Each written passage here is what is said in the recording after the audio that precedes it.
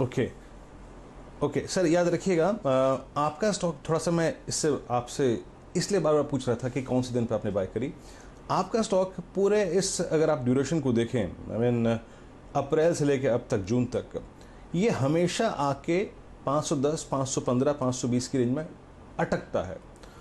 और एक ऐसे हफ्ते में जब मार्केट थोड़ा सा स्ट्रगल कर रहा हो, बहुत चल चुका हो, तो ऐसे स्टॉक को थोड़ा सा अवॉइड करना चाहिए था।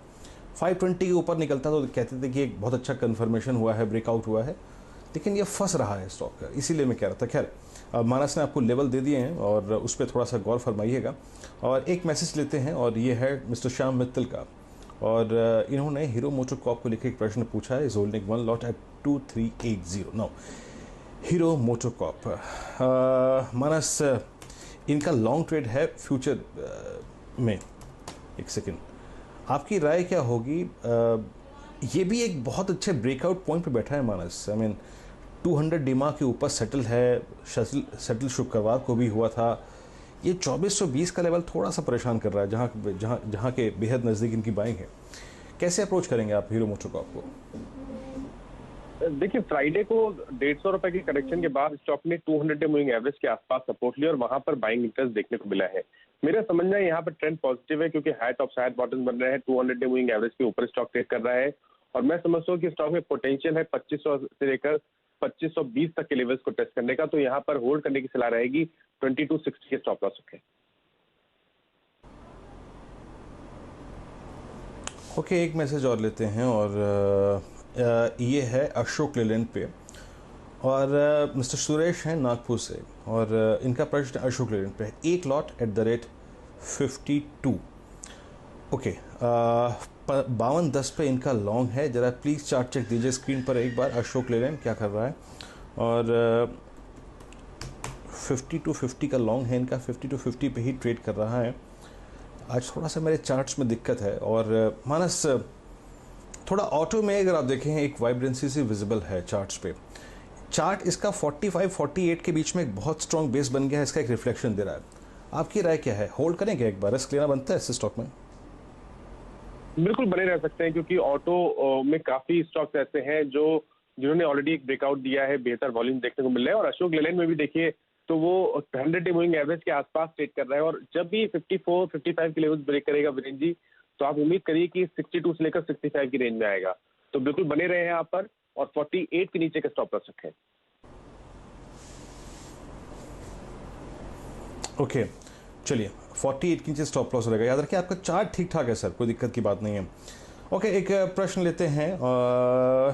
एक ट्विटर पे प्रश्न आया है, क्योंकि ट्विटर के प्रश्नों को भी शामिल करते हैं हम। इसमें से एक प्रश्न लेता हूं जो कि एक सेकंड रुक जाइए ज़रा, एक ट्विटर का प्रश्न लेते हैं। एनआईटी टेक पर दीपक जोशी जी ने प्रश्न पूछा है। उसके बाद हमारे साथ लखन जी भी, उनसे बात करेंगे। मानस, हल्का सा एक व्यू दीजिएगा। एनआईटी टेक 1326 पे लॉन्ग है इनका, दीपक जोशी जी का। आपकी राय क्या रहेगी? देखिए, अगर इन्होंने 1326 पे लॉन्ग किया है तो शायद इनको करीब 20-25 रुपए का प्रॉफिट हो रहा होगा। पैटर्न को देख के लगता है थोड़ी सी रिकवरी अभी और देखने को मिलेगी। 1370 से लेकर 1380 तक के लेवल्स देखने को मिलेंगे, लेकिन हाई लेवल पे काफी रेजिस्टेंस दिखता है चार्ट पे। तो मेरी राय में कभी भी उछाल मिले 1380 तक तो अपनी लॉन्ग पोजीशन से निकल जाए। ओके, अब हमारे साथ लखन जी हैं हैदराबाद से अपना प्रश्न पूछने के लिए। लखन जी नमस्कार, प्रश्न पूछिए अपना। ओके, मैं इनका प्रश्न ले लेता हूँ।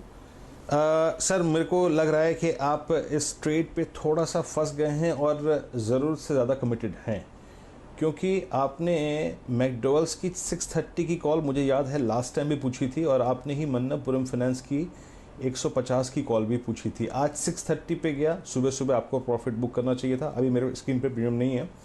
और दूसरी बात है, आपने मन्नापुरम फाइनेंस लिया है, और ये लिया होगा आपने मेरे ख्याल से ट्यूसडे को। ओके, मानव, मन्नापुरम और मैकडोवेल्स। मन्नापुरम 142.50 पे, ऑल द चार्ट बहुत स्ट्रांग है, इंटरेस्टिंग है, सिंक नहीं हो रहा है। आपकी राय क्या रहेगी? कैसे अप्रोच करेंगे दोनों स्टॉक्स को, दोनों ट्रेड्स को? देखिए, मन्नपुरम भी अपने 200 मूविंग एवरेज के ऊपर ट्रेड कर रहा है। हालांकि हमने आज ऊपर से थोड़ी प्रॉफिट बुकिंग देखी, बट मेरा समझना है कि शायद 155 से लेकर 158 तक के लेवल्स इस मंथ देखने को मिलेंगे। तो बिल्कुल मन्नापुरम में अपनी लॉन्ग पोजीशन होल्ड करें, 138 का स्टॉप लॉस रखें। और मैकडॉवेल में भी देखिए तो स्टॉक 200 डे मूविंग एवरेज के ऊपर ट्रेड कर रहा है, कंसोलिडेशन से निकला है और मैं समझता हूँ कि स्टॉक 650 और 660 की रेंज में जाने तक की उम्मीद आप कर सकते हैं। तो बिल्कुल आप यहाँ पर भी बने रहें और अपने स्टॉप लॉस 594 के नीचे रखें। ओके, दानिश अंसारी जी का एक मैसेज है बरेली यूपी से, आईसीआईसीआई बैंक कॉल 345@12। अब देख लीजिए बैंक निफ्टी डे लो पर है, 19,918 का लेवल यहाँ पे है और ये पूरा का पूरा जो प्रेशर है इसका सौजन्य अगर आप देखें आईसीआईसीआई बैंक और एचडीएफसी बैंक और कोटक महिंद्रा बैंक और यही कुछ स्टॉक्स हैं। आईसीआईसीआई बैंक इस वक्त डे लो पर है। याद रखिए शुक्रवार का जो लो था वो एग्जैक्टली जो ट्रेजेक्ट्री थी वो थी प्रैक्टिकल ट्रेजेक्ट्री, दैट मीन्स जहाँ पर प्राइस ट्रेड हुआ था 326 की 329 पर ट्रेड कर रहा है, मानस इनका 345 का कॉल लॉन्ग है। अब इस स्टॉक को देखें तो थोड़ा सा प्रेशर में है और आई थिंक मैं बहुत ऑप्टिमिस्टिक बैंकिंग स्टॉक्स पे इसलिए नहीं हूँ क्योंकि ये 17 तारीख को जो फिर हियरिंग होगी और इंटरेस्ट ऑन इंटरेस्ट के मुद्दे पर जब सुप्रीम कोर्ट में फिर से चर्चा होगी और बयान निकल के आएंगे तब बैंकिंग स्टॉक्स को प्रभावित करेंगे। ऐसे में ये long call specially at a strike of 345 hold करनी चाहिए क्या? देखिए एक ट्रेंड दिख रहा है पिछले करीब 4 से 5 दिनों में कि लार्ज कैप प्राइवेट बैंकिंग में प्रॉफिट बुकिंग देखने को मिल रही है और मिड कैप बैंकिंग में प्राइवेट बैंकिंग में बाइंग इंटरेस्ट देखने को मिल रहा है। बंधन बैंक, आरबीएल जैसे स्टॉक्स में बाइंग इंटरेस्ट देखने को मिल रहा है और ज्यादातर एक्सिस बैंक देख लीजिए, कोटक बैंक देख लीजिए, एचडीएफसी बैंक देख लीजिए, आईसीआईसीआई बैंक देख लीजिए, यहाँ पर प्रॉफिट बुकिंग देखने को मिल रही है। मेरा समझना है कि यहाँ पर कभी भी उछाल मिल जाए और 340 से लेकर 45 की रेंज में स्टॉक आए तो वहां पर निकलने की सलाह रहेगी। फिलहाल के लिए मैं कहूंगा कि 320 के नीचे स्टॉप लॉस रखें और बने रहे। उछाल मिले तो अपनी पोजीशन से एग्जिट करें, यहाँ पर एग्जिट करने की जरूरत नहीं लगती है। ओके, मानस आपके दो ट्रेड्स कौन से होंगे? देखिए दो ट्रेड में एक तो सेल कॉल है वो है पेज इंडस्ट्रीज पे, क्योंकि page industries lower top lower bottom बना रहा है, कुछ पॉइंट मूविंग एवरेज के नीचे फिसल गया है और मैं समझता हूँ कि अब शायद हमें 17,000 के लेवल जल्दी देखने को मिलेंगे। तो पेज इंडस्ट्रीज एक सेल है जहां आपके स्टॉप लॉस 18,500 रहेंगे और लुपिन में बाय है, क्योंकि यहाँ पर तो देखिए हाई टॉप हायर बॉटम दिख रहे हैं। एक बहुत ही क्लियर फ्रेश ब्रेकआउट 940 के ऊपर आज देखने को मिला है। तो यहाँ पर मैं समझता हूँ कि आपको 1,000 के टारगेट सेट करने हैं, खरीदारी करनी है और 925 के स्टॉप लॉस रखने हैं।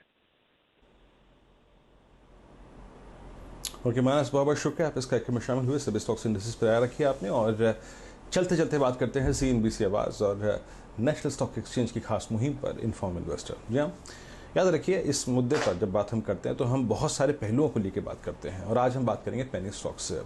दरअसल आम प्रचलन में कोई भी कितना ही मझावा अगर आप देखें इन्वेस्टर या ट्रेडर क्यों ना हो, वो पेनी स्टॉक्स के ट्रैप में आ ही जाता है। अमूमन धारणाएं बाजार में ये होती हैं कि 3 रुपये का स्टॉक है, ये 30 रुपये का हो जाएगा, ये 2 रुपये का स्टॉक है, ये 40 रुपये का हो जाएगा।